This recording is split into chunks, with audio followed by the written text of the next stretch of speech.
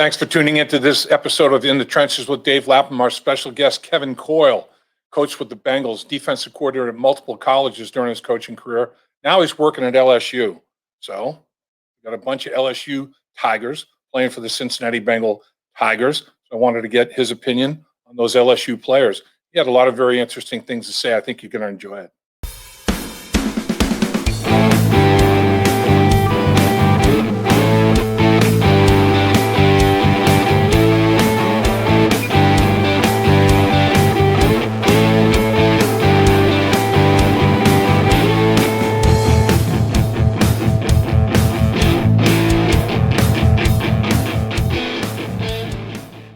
Welcome once again to our beautiful studios at First Star Logistics. We're in the trenches with Dave Lapham and special guest today out of LSU, Kevin Coyle.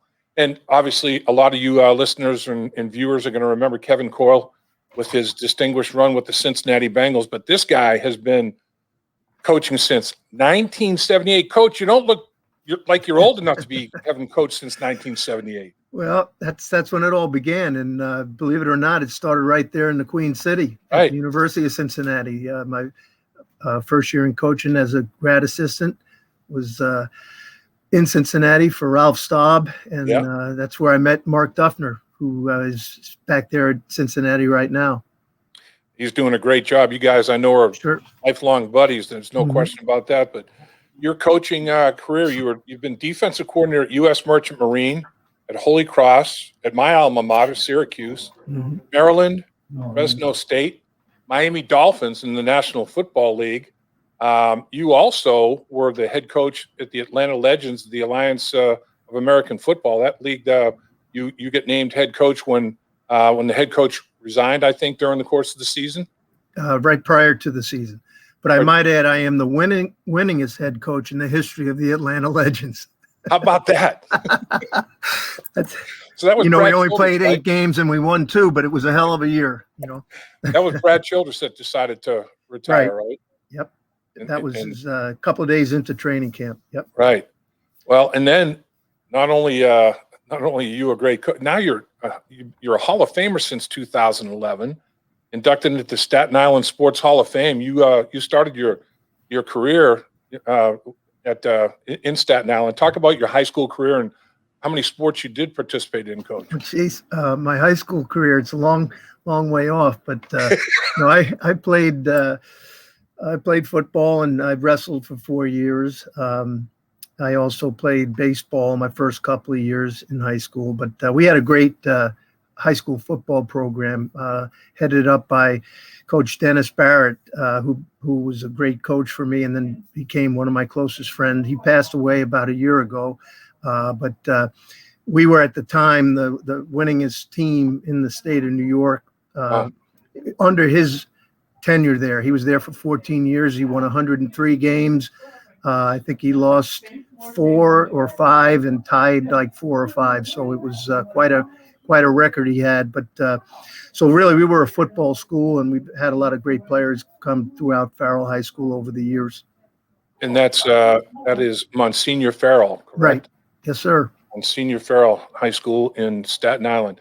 So pretty good high school football career. Is that when the coaching bug, did it hit you a little bit then? Or yeah, I did. I felt the influence that Coach Barrett had on myself and the rest of the guys on the team went way beyond football, although football was what kind of bonded us all. And I had a couple of really good teachers there that also, one of them was a fantastic math teacher, as a matter of fact, and somehow I got put in an accelerated math class in which I still to this day don't know how I got in, but he was a great teacher.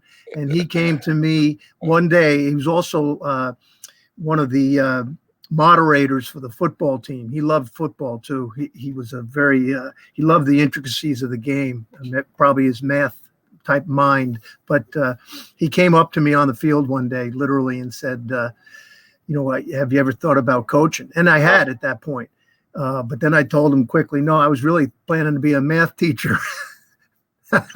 There you go. No, that's a little joke there, Lap. I got you. All right. I thought he maybe motivated I hope you guys are, on it right now. But anyway, no, he did, was a great influence, and then was able to go to UMass after that. And although my playing career was less than stellar, there were some great people there, I'll say, particularly Dick McPherson, who you know well. Yep. Was the head coach at UMass at the time, and he also had an impact in me heading in the coaching direction. So you played defensive back, obviously, at UMass, and that was your primary position as an assistant coach. You worked on the back end of things. Over the years, you've seen some great players in various secondaries that you've coached. Name a couple of them for us. Oh, geez. Well, I was fortunate to be there with the Bengals for 13 seasons, right. And we had some great players. In particular, we had bookend corners that I thought at the time were as good as there was in the league, and Leon Hall and Jonathan Joseph. They both were outstanding players. We had Roy Williams towards the end of his career there for a bit, but you could see the traits that made Roy such an outstanding player in his day. Right. But we've had a lot of players, that were just good, solid players over the years. Adam Jones, Deltha O'Neal, Torrey James. The list goes on of guys that were outstanding players, both in college and on the professional level. And then when I went to Miami, we had a couple of really, really special players. Brent Grimes, the little corner, was a fantastic player, one of the finest athletes I've ever been around.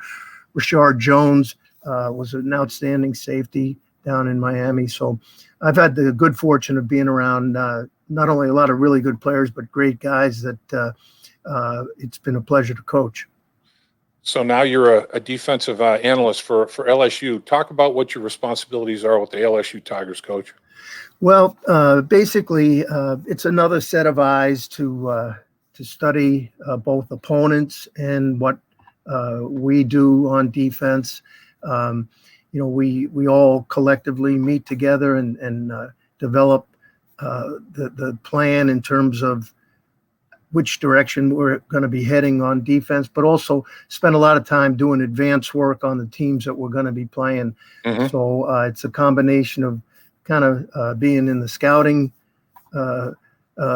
role, but also being able to have a lot of input with the day-to-day operations. And so it kind of encompasses a lot of different things. But I've been fortunate to be here. Coach O has been great to me. I first came when Dave Aranda was the coordinator a couple of years ago, and had the good fortune of working with him. And we were able to win a national championship in 2019, right, which was great. But when you look at it, it comes down to having good schemes and having good players. And that's one thing that I think typifies LSU. We've had 21 players, I believe it is, in the last two draft classes. Wow. Drafted 14, a record last year, and then 7, I believe, this weekend. Wow, it's pretty strong. Yeah. So let's talk about some of the LSU Tigers. It's a tiger-to-tiger connection. The LSU Tigers getting drafted by the Cincinnati Bengal Tigers. And first and foremost, the guy that won the Heisman in that 2019 national championship season, Joe Burrow, completed over 76% of his passes, 60 touchdowns, 6 interceptions, averaged 10.8 yards per attempt, not completion, per attempt, averaged over a first down every time he threw the football. Just absolutely crazy. 5,671 yards. He rushed for 368 more and 5 more touchdowns. And he also caught a 16-yard touchdown pass. What didn't he do? I mean, that's the most unbelievable college season I think that any quarterback has ever had in the history of college football. And he's a special guy, isn't he? He is both on and off the field. Joe is tremendous, and the things that he was able to accomplish here in Baton Rouge will be legendary for history. And he just had such a phenomenal drive and confidence about him that you saw some of it in his first season, but he came in late. It was one of those things where he had to actually win the job over 3 other guys that were competing at the spot when he first got here, and he did. And he had some really good games that year, but I think it was a building process. Came back the next year. We changed the scheme a little bit with Joe Brady coming in with the offense and really opened things up quite a bit for Joe and the rest of them. And then it was magical what he was able to do. I can remember talking to Coach O when I was in Atlanta there briefly, and he was talking about how in spring practice, I mean, there were days Joe was going without an incompletion. I mean, they'd go the whole practice and the ball wouldn't touch the ground. Wow. And he said, this guy is really developing into something special. And sure, he was correct on that. He had a lot of weapons, as I think you guys in Cincinnati do now. He had great little running back in Clyde Edwards-Helaire, who's tearing it up in the NFL. You got Justin Jefferson, who led the league in receptions or as a rookie or what, I don't know all the stats, but and then you got guys that were involved like Jamar, like Terrence, guys that got drafted here over the weekend, like Thaddeus Moss. I mean, there was quite an array of talent surrounding him, but he had a way of getting the ball to a number of people and doing it so efficiently. A fantastic competitor, and everybody on the team had total confidence that Joe was going to get the job done. He's a guy that appreciates and welcomes the grind. He seems to be somebody that just understands that you have to work. He's the first one there, last one to go kind of thing. And he sets a high bar that way because teammates are like, man, if Joe's spending all this time, am I doing enough? Right. I better pick it up a little bit. Was he like that in college? Absolutely. And he does it in his own kind of, I don't know if the right word is quiet way, but he just has that demeanor about him that he's serious as can be about being great and wants the guys around him to be great. And he was that way throughout the season. During practice, if somebody ran a wrong route or didn't see the coverage, see the pressure, or, he would get on them. A lot of the similar qualities to a Tom Brady. You hate to make those type of comparisons, but, the great ones have that. And the great ones, the players that they may correct or encourage or however you want to say, they respond to that. They don't take it offensively that this guy's trying to get on me. It's like, hey, he knows what he wants. He's exactly right. Now I better get myself in gear and make it happen. But fantastic worker. But the thing that I saw as the season went on, it was just confidence. I mean, and he's tough as nails. He'll take a hit. He was in the middle of some melees out on the practice field that we had Really? over time. Oh yeah. He can tell you about a couple of those at some point. I'll let him do that. But he in that way he's earned the respect from the rest of the team. But there was never a doubt when Joe got in there. The big plays that he made. Shoot, the only problem with Joe and that offense we had in 2019 was that they were scoring too fast. That the defense literally wouldn't have time. You'd have 3 plays and we'd be in the end zone. And, guys are looking up, every time, just watch. It was like watching a highlight reel. Yeah, he's incredible. And then at the Heisman ceremony, I mean, what he does with the food bank, back in his hometown, it just shows the kind of human being he is, I think. Right. He's very grounded, great family, great parents. Right. His dad, an outstanding coach in his own right. All the right things. Cincinnati's lucky to have him, and hopefully his rehab's going great, and there's big things to happen in the future because his personality is gonna become a part of that network of the team, and guys are going to respond to that. So this year, with the 5th pick in the draft, Joe was the 1st pick in the draft. With the 5th pick in the draft this year, the Bengals draft his teammate, Jamar Chase, who in that national championship season, 84 catches, 1,780 yards, 20 touchdowns. Both of those are still SEC records. Averages over 21 yards per catch. He has 24 catches of 20 yards or more that leads the country. I mean, tell me about Ja'Marr Chase. Everybody was, Team Sewell, Team Chase before the draft. The Bengals decided to go with the wide receiver. Tell me why that was the right pick, Coach. Well, he's a rare combination of speed, athleticism, phenomenal ball skills, really strong hands. I'm talking about a guy that when you see some guys catch the ball away from their body and a DB can get a hand in there and poke it out or try to rip the hands apart. It's amazing. I've seen him so many times where you would think that the DB is going to be able to win that play, but they can't. He's physically one of the strongest receivers I've ever been around. On top of that, I'll just add the fact that you're getting a phenomenal worker in Ja'Marr Chase. And the kids here at LSU, they pay a price.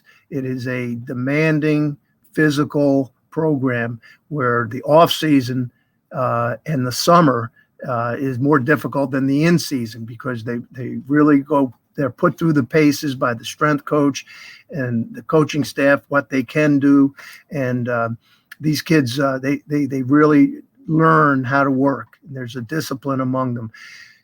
Ja'Marr in the offseason program, no one could touch him.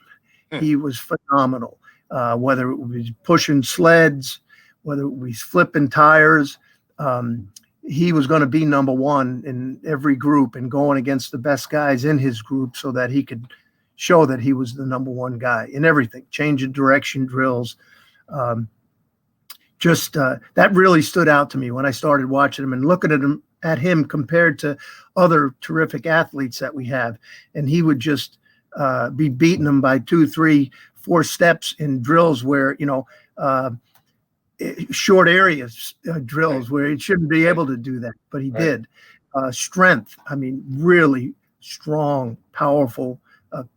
I'd say compact because he's not a 6'4" type guy. He's 6 foot, 6'1", but he's a very, very strong and explosive guy. And he makes the athletic catches. He makes the contested catches.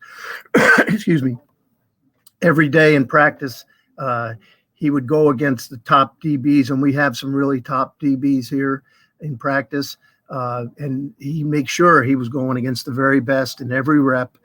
And in his mind, he's never going to lose a rep. That's, kind of how Ocho Cinco used to be in that, nobody could cover him type of thing. Yep. Well, he's got that a little different personality, but yet there's a confidence about him that he doesn't believe there's anybody out there that's going to be able to cover him and stay with him consistently. And he proves that. I think the Bengals are thinking about, lining him out there at X a good amount of time, being the split end and just get that one-on-one coverage and just go to town. Just let it happen. Do you think he projects well in that role? I do. But I also think he's got versatility.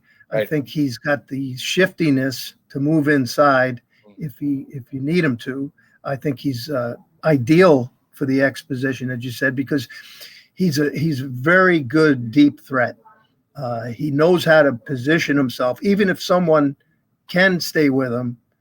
First of all, he's really good releasing off the line, and he's mature beyond his age in terms of that. In terms of a lot of college guys, when you get up there and you press them, they haven't had the experience because not that many teams in college do press as consistently as we might, or a few teams like us and a few others.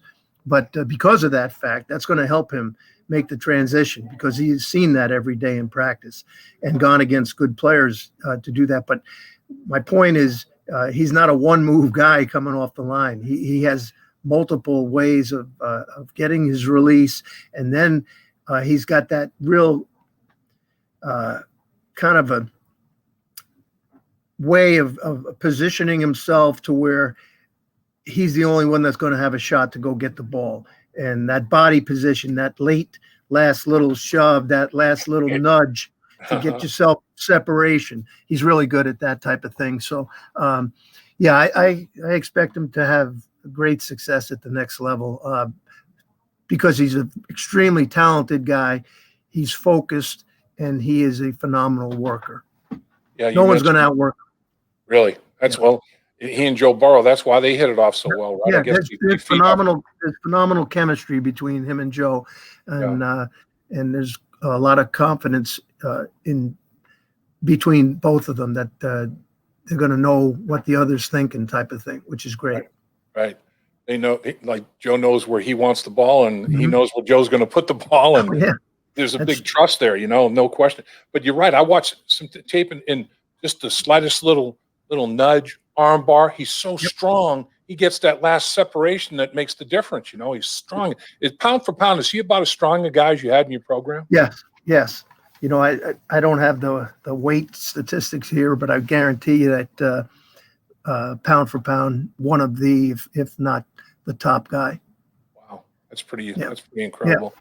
So I guess the fact that that they put up the numbers they put up and the confidence that they built, you got to hope that they can pick it up quickly where it left off before they parted ways. Now they're back together, and you got to think that it's going to come back pretty quickly. I mean, they went through a lot together. There's no question. Dave Lapham here, and every day I am grateful for my experience to have played professional football.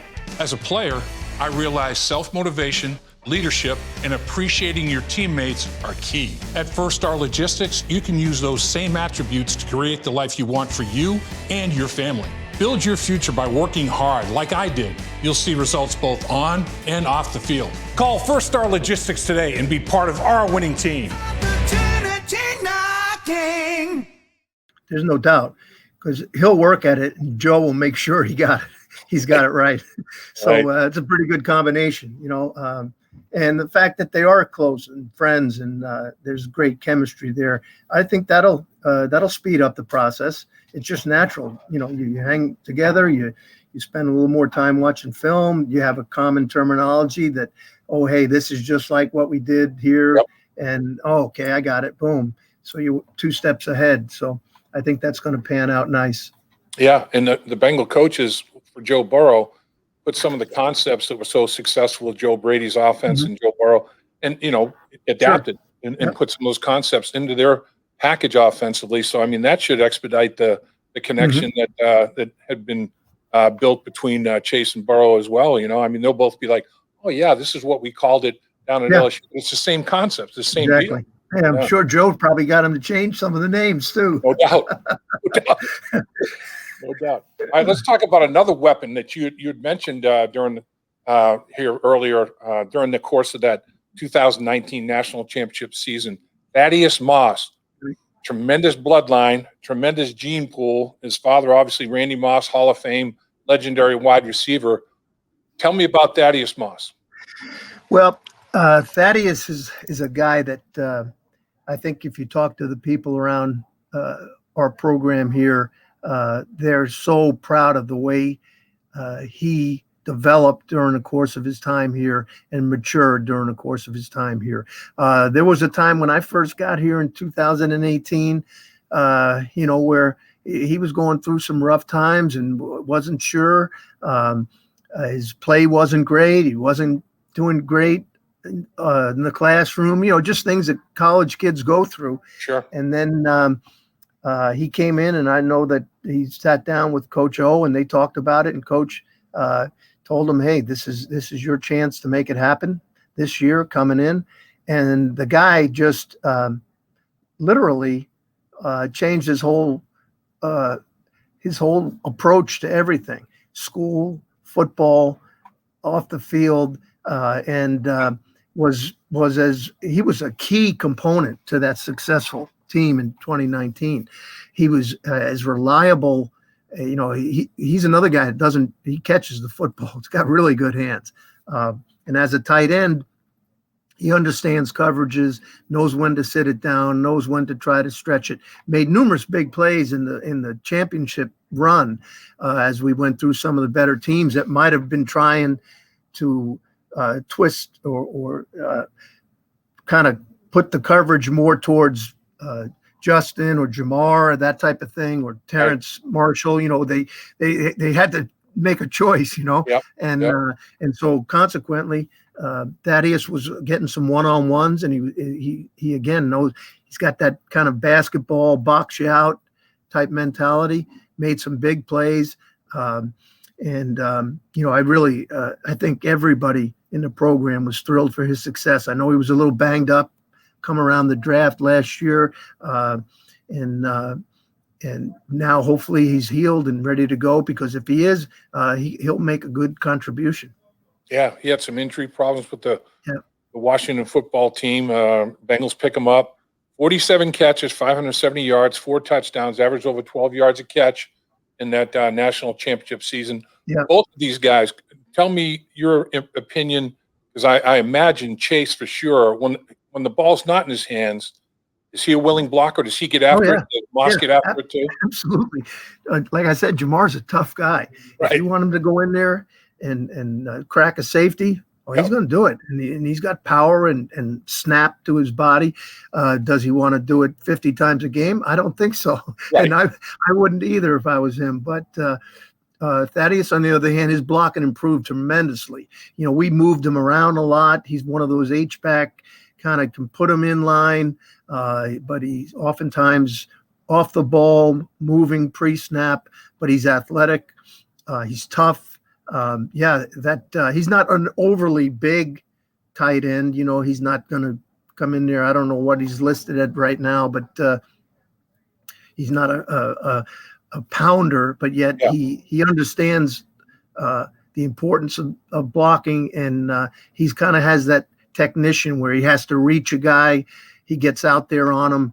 If he's got to cut somebody off, he's going to take the proper footwork. And know how to influence guys with his head and shoulders, that type of thing. He's got a lot of strong qualities that way. But again, he was a real success story. A lot of guys in his position don't get it turned around that I've seen throughout my years in college, and even in the NFL. He did, and hopefully the future's bright for him. Let's talk about a defensive player that was drafted in the 4th round this year by the Cincinnati Bengals, Tyler Shelvin. Big old body, man. He'll two-gap you. But talk about his athleticism now. He's pretty athletic for he's close to 350 pounds, isn't he? Oh yeah, he's every bit of that. And even a big guy like you might have had trouble moving this guy. I hear you. You could put all those guys in there. He is a massive human being when I say that. But the thing that separates Big Tyler, is his combination of power, agility, and quickness for a big man. He can move. One-on-one, it's extremely difficult for anybody to block him. Because he has a combination of not just power, but he has first step quickness about him. And that's what makes him, so valuable. As I look at, I've watched him for 3 years here.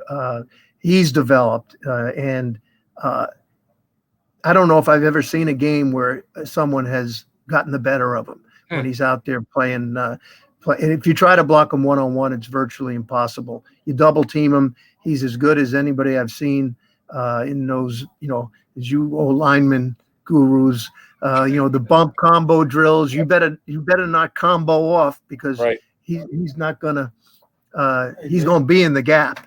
You ain't gonna knock him, displace him. He's got that bear-like agility, like a wrestler, those big old bears, the dancing bear that you can't knock him off his feet. And he's a good kid. He's got to watch his weight. Yeah. That's an issue.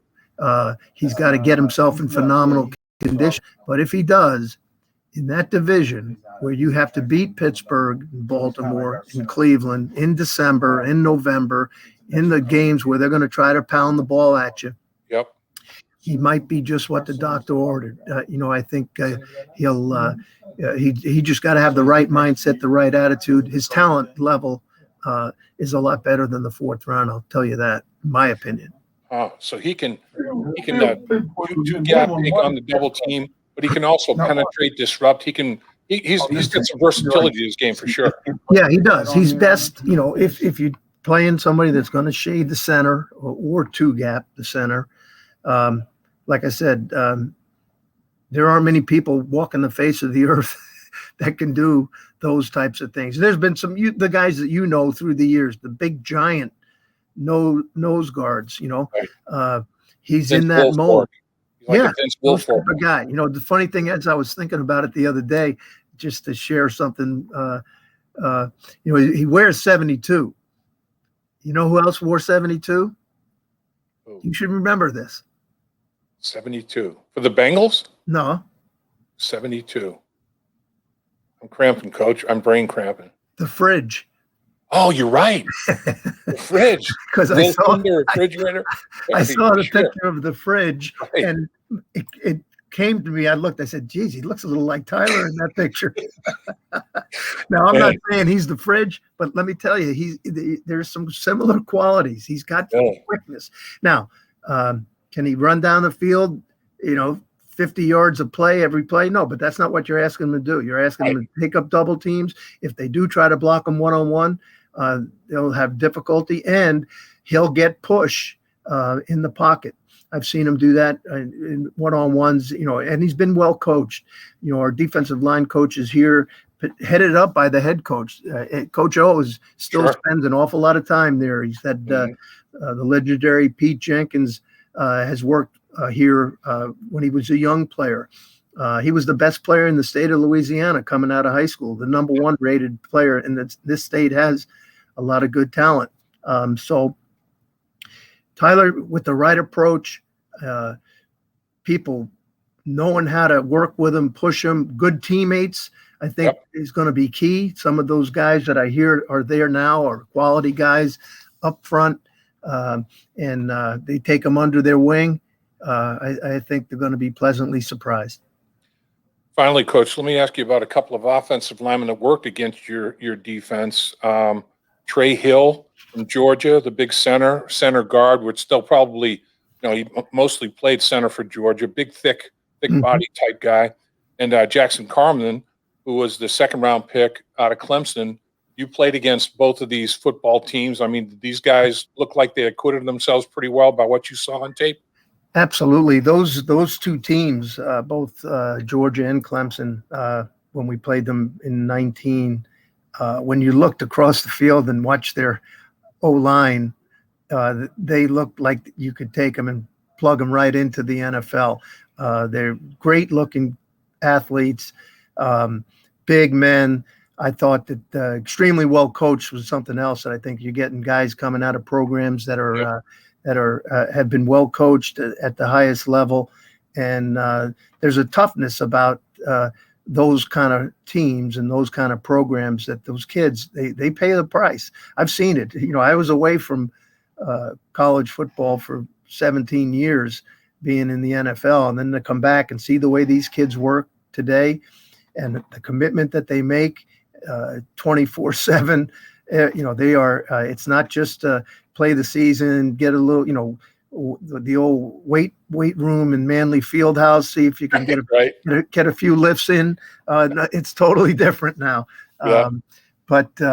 And that to their credit. So I think getting quality players from those types of programs is only going to add to the depth.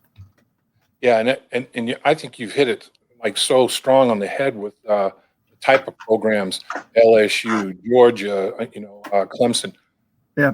The expectation level is so high. You're raising the bar all the time, and kids are climbing a ladder of success one rung at a time and don't even realize how much they're climbing until they look down and see how much they've kind of separated themselves from the ground. And it's like, man, you get pushed and you just respond. If you don't respond, there's somebody there to take. It's like the NFL, right, David? There's somebody there that's coming in that is as highly touted as you, and if you don't, like Coach Ogeron says all the time here, the depth chart is etched in sand, and hey, you have the first team job. Well, do what you have to do to keep it. You're a second teamer, you ain't happy. Figure out a way to get better and beat out the first teamer, and that's the way it is, and that's how these programs just consistently turn out great players because their practice is harder than the games oftentimes. Well, you hit it with Forrest Gregg. My exposure to Forrest Gregg was like, "You're a starter today. We'll see how practice goes." I mean, that's pretty much how, every single practice was, you had to defend your turf, man. Right, I mean, exactly. it wasn't ownership thing. You had to defend it. No question about it. That's the way it should be. No doubt. Yep. Coach, I can't say what a pleasure this was to catch up with the legendary Kevin Coyle, and you got some players down there at LSU now. The Bengals love them.